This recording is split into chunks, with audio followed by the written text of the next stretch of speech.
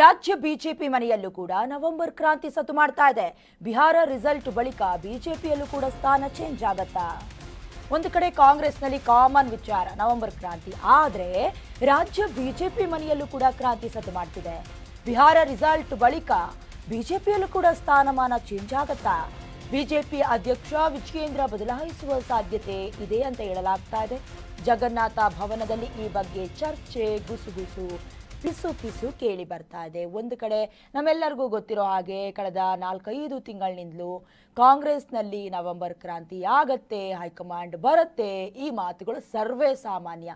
ಆದರೆ ಬಿಜೆಪಿಯಲ್ಲೂ ಕೂಡ ಬದಲಾವಣೆ ಹೌದಾ ಅನ್ನುವ ಪ್ರಶ್ನೆ.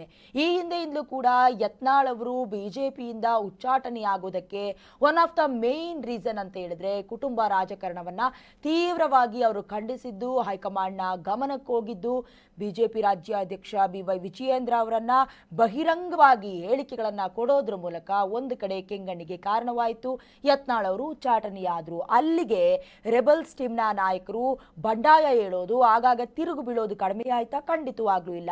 ಕಳೆದ ಒಂದು ವಾರದ ಹಿಂದಷ್ಟೇ ಎಲ್ಲಾ ರೆಬಲ್ಸ್ ನಾಯಕರು ಕೂಡ ಕುಳಿತುಕೊಂಡು ಸಭೆ ನಡೆಸಿದ್ದನ್ನ ನಾವು ಖಂಡಿತ ನೆನಪಿಸ್ಕೊಳ್ಳೇಬೇಕಾಗತ್ತೆ. ಹಾಗಾಗಿ ಯಾವಾಗ ರಿಸಲ್ಟ್ ಬರುತ್ತೆ ಬಿಹಾರ ಎಲೆಕ್ಷನ್ದು, ಬಿಜೆಪಿ ರಾಜ್ಯಾಧ್ಯಕ್ಷರ ಸ್ಥಾನ ಬದಲಾವಣೆಯಾಗತ್ತಾ? ಚರ್ಚೆ ಆಗ್ತಿದೆ. ವಿಜಯೇಂದ್ರ ಬದಲಾವಣೆಗೆ ಬಿಜೆಪಿ ಒಳಗಡೆ ಒತ್ತಡ ಏರ್ತಾ ಇದೆ.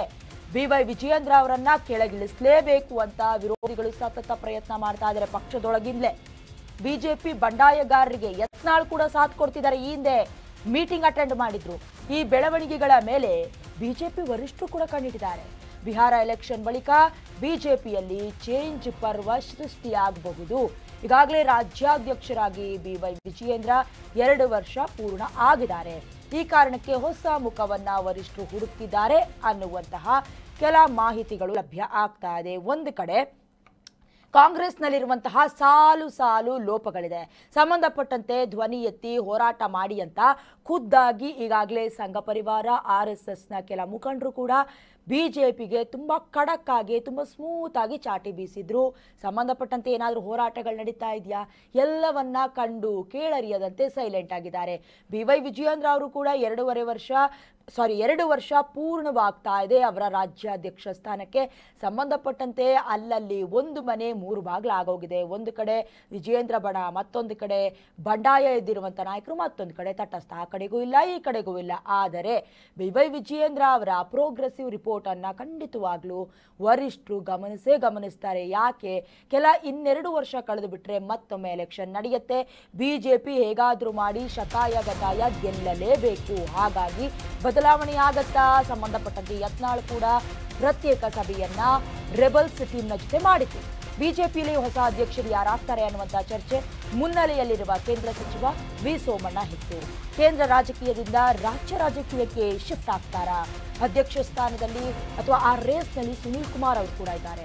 ಸೋಮಣ್ಣ, ಸುನೀಲ್ ಇಬ್ಬರ ಪೈಕಿ ಒಬ್ಬರಿಗೆ ಚಾನ್ಸ್ ಗಿಟ್ಟತ್ತಾ? ಸಂಸದ BY ರಾಘವೇಂದ್ರಗೆ ಕೇಂದ್ರ ಸಚಿವ ಸ್ಥಾನ ಏನಾದರೂ ಸಿಗತ್ತಾ?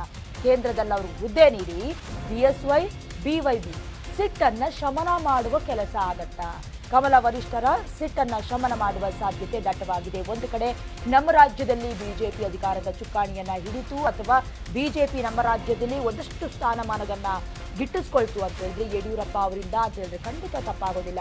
ಪಕ್ಷವನ್ನ ಸಂಘಟನೆ ಮಾಡುವಂತಹ, ಪಕ್ಷವನ್ನ ಅಭಿವೃದ್ಧಿಯತ್ತ ಕೊಂಡೊಯ್ಯುವಂಥ ಕೆಲಸವನ್ನ ಯಡಿಯೂರಪ್ಪ ಅವರು ಮಾಡಿದ್ರೆ ಅಂತ ಹೇಳಿದ್ರೆ ಸತ್ಯವಾದಂತಹ ಮಾತು. ಸಂಬಂಧಪಟ್ಟಂತೆ ಕೌಟುಂಬಿಕ ರಾಜಕೀಯಕ್ಕೆ ಮಣೆ ಹಾಕಬಾರದು ಅಂತ ಕೆಲ ನಾಯಕರು ಪಟ್ಟಿ ಹಿಡಿದ್ರು, ಬಂಡಾಯವನ್ನ ಹೇರಿದ್ರು.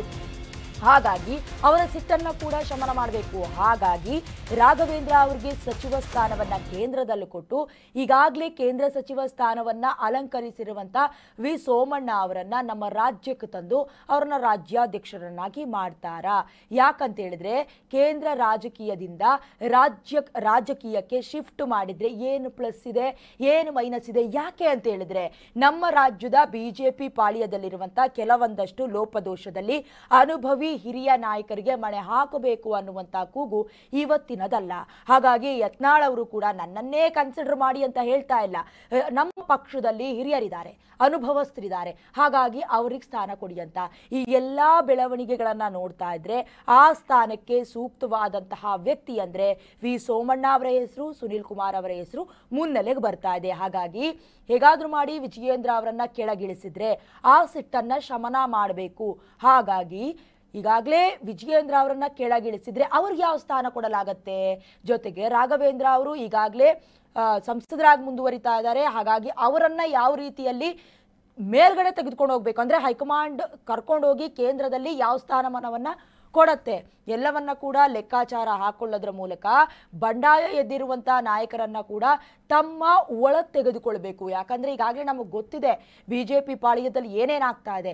ಎಲ್ಲರ ಕೋಪವನ್ನ ಶಮನ ಮಾಡುವ ಕೆಲಸ ಒಂದು ಕಡೆ ಅಂದ್ರೆ ವಿಜಯೇಂದ್ರ ಅವರು ಕೂಡ ತಮ್ಮ ಸ್ಥಾನದಲ್ಲೇ ನಾನು ಮುಂದುವರಿತೀನಿ ಅಂತ ಬಹಳ ಕಾನ್ಫಿಡೆಂಟ್ ಆಗಿ ಹೇಳಿಕೆಯನ್ನ ಕೊಟ್ಟಿದ್ದನ್ನ ಕೂಡ ನಾವು ಮರೆಯೋದಕ್ಕಾಗೋದಿಲ್ಲ. ಹಾಗಾಗಿ ಅವರ ಕೋಪತಾಪವನ್ನ ತಣ್ಣಗೆ ಮಾಡಬೇಕು.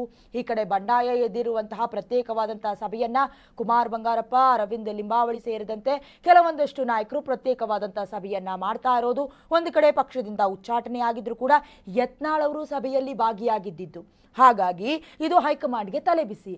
ಹೇಗಾದ್ರೂ ಮಾಡಿ ಒಂದು ಕಡೆ ಕಾಂಗ್ರೆಸ್ನಲ್ಲೂ ಕೂಡ ಕೆಲವೊಂದಷ್ಟು ಹೋರಾಟ ಪ್ರತಿಭಟನೆಗೆ ಸಂಬಂಧಪಟ್ಟಂತೆ ಅಷ್ಟೊಂದು ಸ್ಟ್ರಾಂಗ್ ಆಗಿ ಪ್ರತಿಭಟನೆಯನ್ನ ಮಾಡೋದಕ್ಕೆ ಬಿಜೆಪಿಯಲ್ಲಿ ನಾಯಕರು ಇಲ್ಲದೇ ಇರೋದನ್ನ ಗಮನಿಸಬೇಕು.